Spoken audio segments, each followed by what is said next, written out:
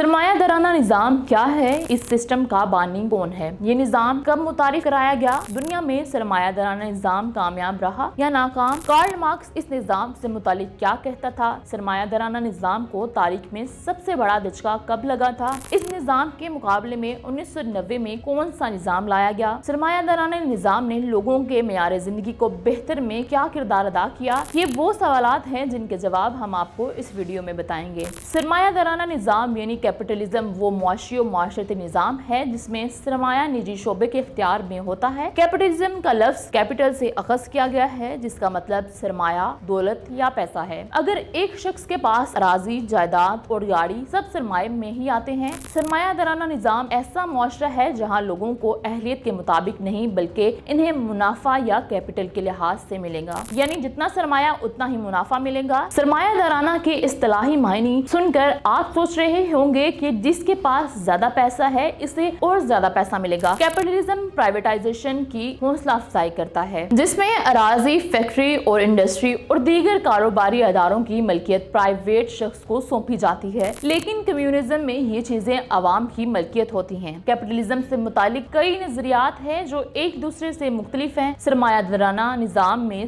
सबसे पहली चीज प्राइवेटाइजेशन आती है, फिर हुकूमत का कम से कम मुदाखलत करना, फ्री मार्केट और मुकाबले की फिजा पैदा होने से पैसा ही पैसा बनता है। नाकदीन कैपिटलिज्म को जागीरदाराना निज़ाम भी कहते हैं जो काफी हद तक सच भी है। 10वीं सदी में जब जागीरदार जमीनों पर काबिज होते थे, खेतों में किसानों से बजोर बाजू काम कराया जाता था। किसान दिन रात मेहनत करते, सोना उगलते, खेत हमवार करते और फसलें उगाते, लेकिन मुनाफा जागीरदार ले जाते। किसानों को सिर्फ इतना खर्च मिलता जिससे वो बमुश्किल जिंदगी गुजारते थे। अब आप सोचेंगे कि इसका कैपिटलिज्म से क्या ताल्लुक है, तो इसका जवाब भी ये है कि जमीन को जाती मलकियत समझा जाता है, यानी जमीन इंफरादियत को जाहिर करती है और सरमाया दराना निज़ाम में भी ऐसा ही होता है। मिसाल के तौर पर मौजूदा दौर में आप किसी कंपनी में मुलाजमत करते हैं, आप दिन भर काम करते हैं जिसके बदले आपको माहाना तनख्वाह मिलती है। अब जो कंपनी मुनाफा कमाती है वो किसके पास जाता है, साफ जाहिर है मुनाफा कंपनी के मालिक को मिलता है। हाँ, अलबत्ता ये बात जरूर है कि कदीम जमाने और मौजूदा दौर में काफी फर्क है। आज मुलाजमिन को मुख्तलिफ हकूक हासिल हैं, तनख्वाहें मिलती हैं और इनका मुआशी इस्तेहसाल नहीं किया जाता।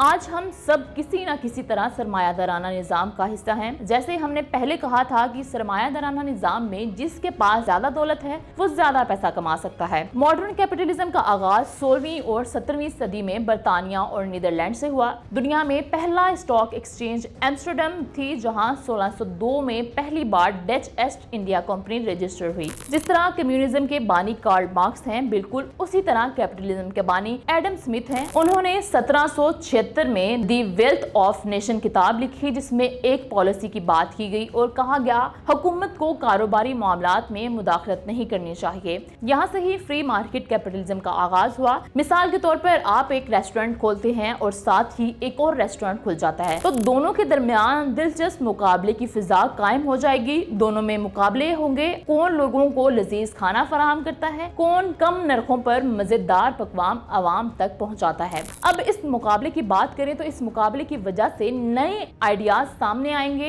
एडम स्मिथ का भी यही नजरिया था। रेस्टोरेंट के मालिकान को लजीज खाने पकाने पर कोई मजबूर नहीं कर रहा, लेकिन अपने सिक्का जमाने के लिए मालिक खुश जायका खाना बना रहा है। अब रेस्टोरेंट में खाने की ज्यादा मांग बढ़ने पर मालिक हर काम कर सकता है, इसे डिवीजन ऑफ लेबर करना पड़ेगी, यानी एक इंसान खाना पकाए, ऑर्डर लिए और खाने की डिलीवरी का काम नहीं कर सकता। रेस्टोरेंट मालिक को हर काम के लिए प्रोफेशनल लोग रखने पड़ेंगे जिसकी वजह से खानों का मयार मजीद बेहतर होगा। इन वजूहात की वजह से सरमाया दराना निज़ाम ज्यादा कामयाब रहा। हर कारोबारी शख्स ने महसूस किया कि कारोबार को बेहतर करने के लिए डिवीजन ऑफ लेबर करना पड़ेगा। अब एक और मिसाल आपके सामने पेश करते हैं कि मिसाल के तौर पर एक कार एक इंसान ने बनाई है तो तवील अरसा दरकार होगा, लेकिन जब डिवीजन ऑफ लेबर होगी तो गाड़ियां ज्यादा बनेंगी। इन तमाम नजरियात पर अमल करते हुए सनती इंकलाब का दौर शुरू हुआ। बड़ी बड़ी सनतें लगाई गईं, जहां एक तरफ एडम स्मिथ मसनूआत और एफिशिएंसी की बात करते हैं, वहीं दूसरी जानिब कार्ल मार्क्स भी कुछ हद तक हामी दिखाई देते थे। थे, लेकिन कार्ल मार्क्स की तवज्जो इंफरादी वर्कर पर है।